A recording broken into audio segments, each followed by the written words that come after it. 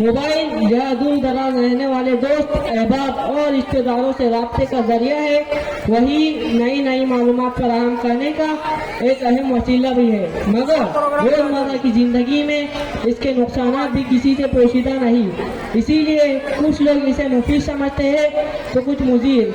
आज के इस सेशन में हमने कुछ ऐसे ही अहबाब को मदऊ किया है जिनमें से कुछ मोबाइल को नुकसानदेह समझते हैं तो कुछ फायदेमंद।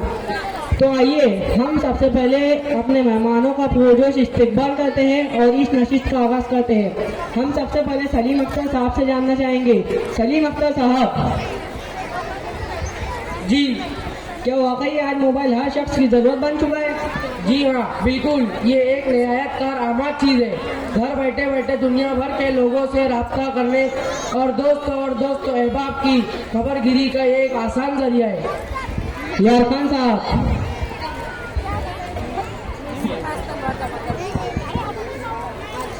जी, क्या आप सलीम अख्तर साहब की बातों से इत्तेफाक करते हैं? अख्तर साहब की बात दुरुस्त है। बाहर की दुनिया से राब्ते का अच्छा जरिया है, मगर इसी मोबाइल की वजह से इंसान इतना मसरूफ हो जाता है कि साथ बैठे शख्स से भी बात नहीं करता। बसा औकात मेहमान घर आते हैं और मेजबान फोन में मशगूल होकर मेहमान की तरफ तवज्जो तक नहीं देता। तूफानी साहब जी आपके नजदीक मोबाइल क्यों फायदेमंद है?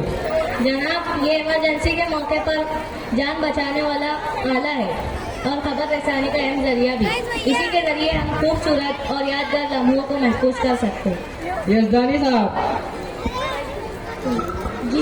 जी आप तूफानी साहब की बातों से इत्तेफाक करते हैं? बिल्कुल नहीं। तूफानी साहब इसे जान बचाने वाला आला समझते, जबकि हम तो इसे जानलेवा मर्ज कहते हैं। ताज़ा आदाद शुमार के मुताबिक हिंदुस्तान में ड्राइविंग के दौरान मोबाइल फोन इस्तेमाल करने से सालाना 8,000 से ज्यादा हादसा पेश आते हैं और कितने ही लोग सेल्फी लेने और खूबसूरत लम्हे कैद करने के चक्कर में अपनी जान गंवा बैठते हैं। तो आप ही बताइए, ये फायदेमंद कैसे हुआ? प्रोफेसर साहब, कुछ लोगों का मानना है कि इस छोटे से आले ने अपने अंदर बेशुमार किताबें संभाली है। आप मोबाइल को तलबा के लिए फायदेमंद समझते हैं? जी हाँ, बिल्कुल। आजकल इंटरनेट पर मुकम्मल लाइब्रेरियाँ मौजूद है और यूट्यूब पर मुख्तलिफ कोचिंग सेंटर के वीडियोस भी दस्तयाब है, जिनसे गरीब और नादार बच्चे भरपूर फायदा उठा रहे हैं। हकीम साहब, प्रोफेसर साहब का मानना है कि मोबाइल तलबा के लिए फायदेमंद है। आप क्या समझते हैं? ये बात दुरुस्त है कि गूगल और चैट जीपीटी से हजारों मालूमात हासिल होती, मगर क्या इससे इंसान की सोचने की सलाहियत और तख्लीकी कुव्वत खत्म नहीं हो रही?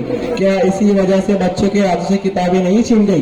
पढ़ाई के दौरान अगर कोई नोटिफिकेशन आ जाए तो बच्चा फौरन इंस्टाग्राम, फेसबुक, यूट्यूब और व्हाट्सएप पर चला जाता है, जहाँ वो अपना कीमती वक्त ज़ाया करता है।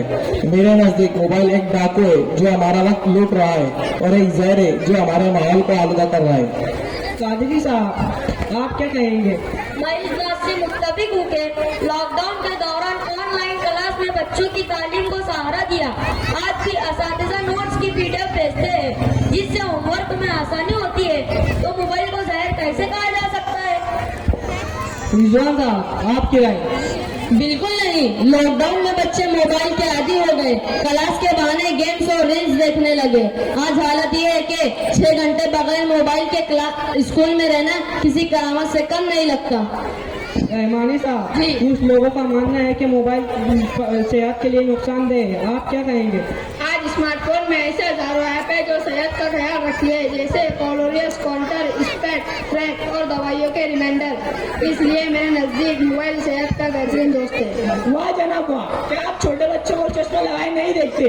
कितने बच्चे डिप्रेशन का शिकार हो रहे हैं, कितने बच्चे डिप्रेशन का शिकार हो रहे हैं। रेडिएशन ने दिमागों को कमजोर कर दिया है, परिंदों की नस्लें मुतासर हो रही है, लिहाजा मोबाइल सेहत का दुश्मन है।